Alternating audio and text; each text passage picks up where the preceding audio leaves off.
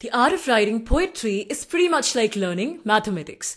The more you practice, the more you become confident of your poetry writing skills, and your writing abilities in general improve day by day. Hi guys, this is Rati here. Welcome back to my channel. In today's video, I'm going to talk about 5 tips for poetry writing. That is 5 things I think you should keep in mind if you want to become a published poet, if you want to get your poetry collection out in book form.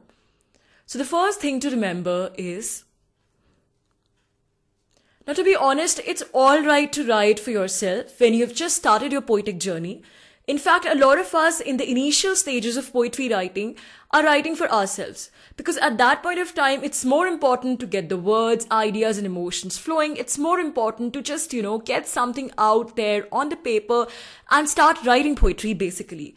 But once you think that you have progressed on to the next stage, that is, you're more confident about your poetry and you're dreaming of becoming a professional author, of getting your poetry published in a book form, then it's time to remember that you're not writing for yourself, but you're writing for a readership, you're writing for an audience.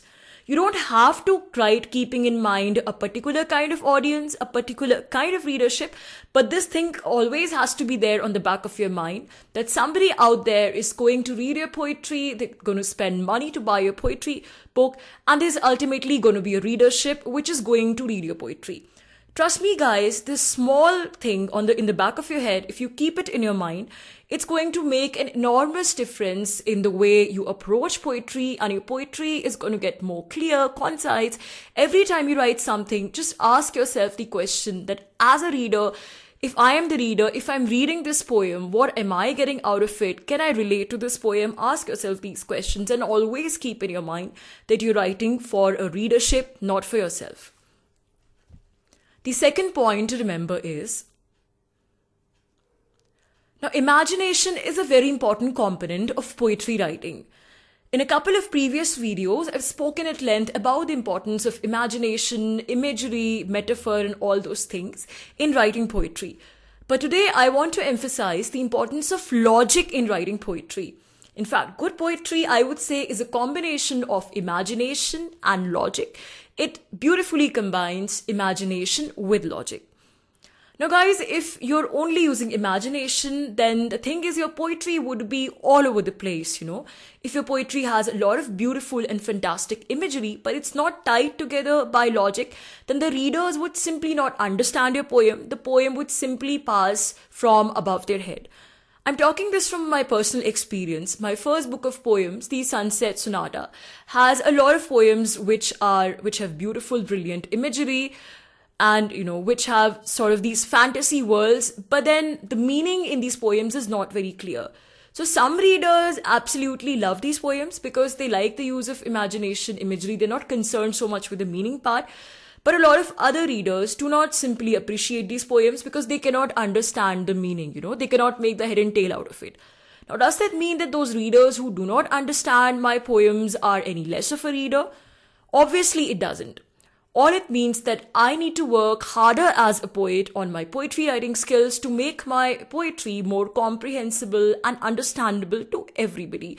And in order to do this, whatever imagination I'm using in my poetry, whatever fantasy worlds I'm creating in my poetry, they have to be tied together by logic so that the reader understands and gets some sense out of my poem.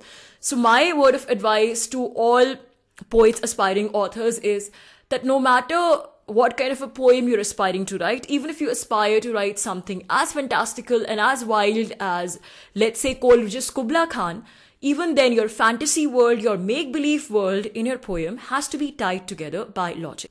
The third point to remember is,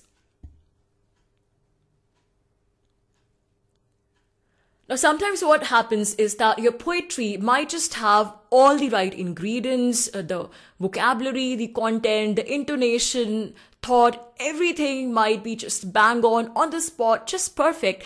But if your poetry leaves the reader cold, if the reader doesn't feel anything after reading your poems, then it simply means that you need to work harder on your poetry writing skills. This is not to say that all good poems necessarily make the reader feel something. There are poems which make the reader think, critically reflect on certain issues. There are intellectually stimulating poems, but the hallmark, the litmus test of great poetry is its ability to make the reader feel something, its ability to connect with the deepest emotions of the reader, to connect with the reader's soul, and to basically move the reader, move the emotions of the reader. And I would say this is a very difficult thing to achieve, but as I said, this is the hallmark of great poetry. So this is certainly something you should aim for in your poetry, in your poems, if you want to get your poems published in a book form. The fourth point to remember is your poetry should flow beautifully and seamlessly like a river. Now, here by flow, I do not mean to say that you should necessarily write in rhyme scheme or you should write lyric poetry all the time.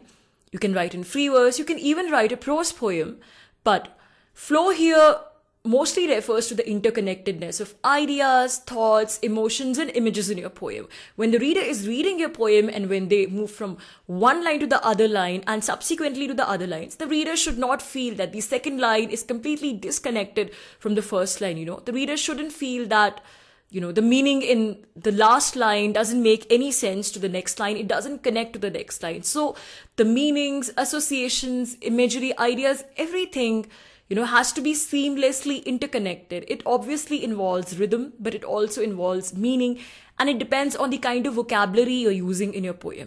The last point to remember is your poetry has to give the reader some kind of a value. Now, if a reader out there is spending money to buy a poetry book, then obviously they're expecting some kind of tangible value from your book. Your poems could be thought-provoking, your poems could inspire the reader, motivate the reader, tickle their funny bone, entertain the reader, or, make the reader idealistic, make them want to create some difference in the society, or, if the reader is sad, then your poems might be soothing to the reader's soul. Anything might be the purpose, but your poems have to offer some kind of value to the reader, some kind of value that the reader can tangibly associate with. If you're writing narcissistic poems that are an extension of your own self and do not offer any value to the reader, I won't give an advice to aspiring authors to write poetry like that.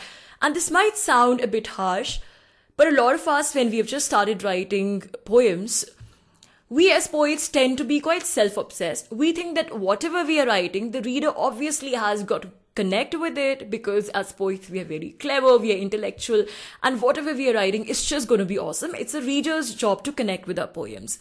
But we are wrong here. It's not the reader's job to connect with our poems. It's our job to connect with the reader's feelings, emotions, ideas, and thought process. So it's not necessary that our specific experiences will always resonate with the reader. So we got to keep this in mind and have our poetry offer some kind of value to the reader. So guys, that's it for today. Thank you so much for listening. Please to remember to press the like button and subscribe to the channel. There'll be more poetry related videos coming soon, interviews with poets and reviews of poetry books, as well as other videos about poetry writing. Bye for now. Stay tuned.